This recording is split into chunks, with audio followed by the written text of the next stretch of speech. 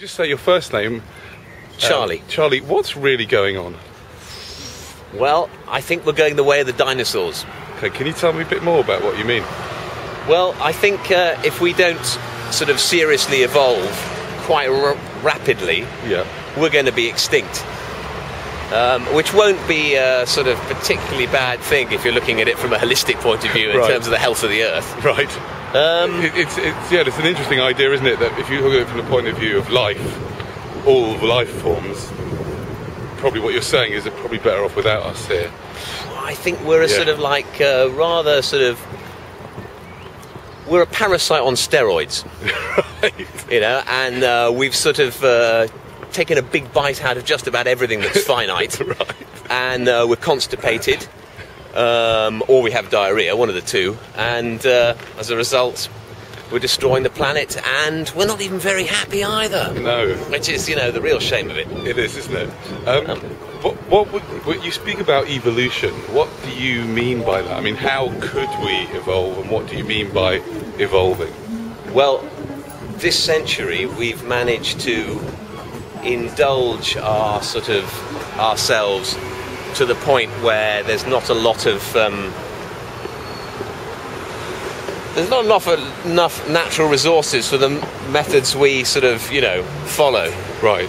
I mean, you know, obviously petroleum and gas is a limited commodity, and we're still running a world full of combustion engines. Right. And most of our food is transported, and most of our electricity is based again on, you know, on non-sustainable resources. Right.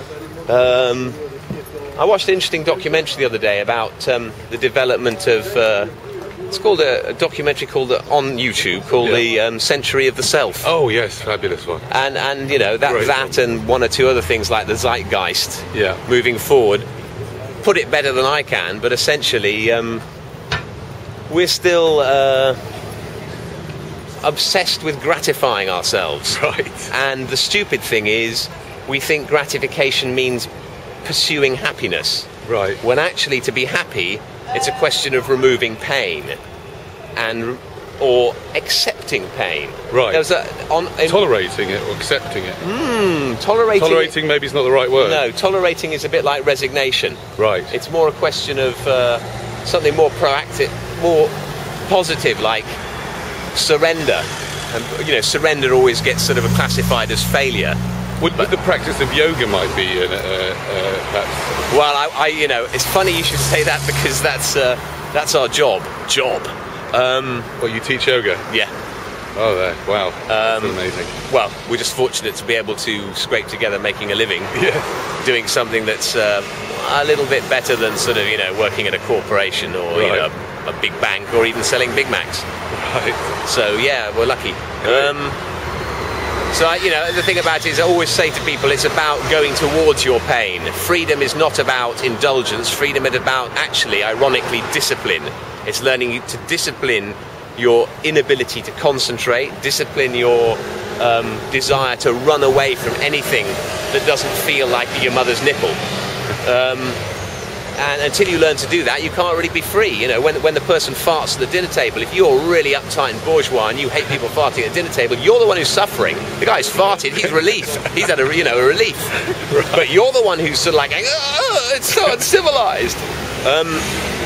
If you don't give a shit whether somebody farts at the table, well then you're free to live your life, and the guy's free to fart, and everybody's happy. Right. I mean, okay. Unless it really smells, of course. Well, yeah, but even then, you know what I mean? If the person who's smelling the fart looks at it like, what doesn't kill me makes me stronger, if I can smell this fart, not throw up, stay cool, still be polite to the person sitting next to me, then I'm on form. Right. You know, so it's a question of, every time you come across something you don't like, anything painful, it's an opportunity to educate yourself, to learn, to become, you know, like a bamboo. I'm going to ask you a question to move. Yeah. Because I'm ranting. No, it's fine, it's fine. Can you give me an example of something that you personally have learnt to accept that you might previously have found painful? Maybe one or two things like that. Because the way you're speaking, which I love what you I know what I'm talking about. Well, no, it's just that when I hear you say that, it kind of you're not necessarily sharing your personal experience, and it feels like yeah, I got you. You're preaching in a way. And I know I've only just started on you on the street. It's a bit mean, but I think you can take it. Yeah. So could you give me an example of something? You know, I know it's just I'm just catching you on the street, but something that you might have previously have bothered you, but that you now accept is okay. A lot of things in relation to vanity. A lot of things, for example, years ago I used to regularly attend a solarium for a fake bake because I could not accept the fact that I was a pale-skinned Caucasian and I wanted to look like all those magazines, Bronze, living in the south of France. Right. Now, ironically, I'm now living here, but for at least sort of 8 months of the year, I'm still a pallid, pasty face. Right. And I no longer go and waste my money and ruin my skin and do these things so that other people will think I'm more attractive, so that maybe I'll like myself more. Right. There are many things. That's Every time I injure my body, which happens because I do sort of stupid things, or I, for example, blow my trumpet. I'm doing a triathlon on Sunday, which is the first time I've ever done it. The training process is painful. Dealing with the competitive nature of it and knowing that I'll probably be one of the last people. If I can beat a woman who looks like a man, I'll be doing well, and that's about it. You know, the fact that when you hurt yourself, you have to live with the pain. Taking another example, for example, modern medicine, we all reach for something. You know, I used to in the past, when something would go wrong, I'd go and see the doctor. Of course, he'd obviously give me antidepressants, anti-inflammatories, or antibiotics, you know. Anti-something. Anti-something, exactly.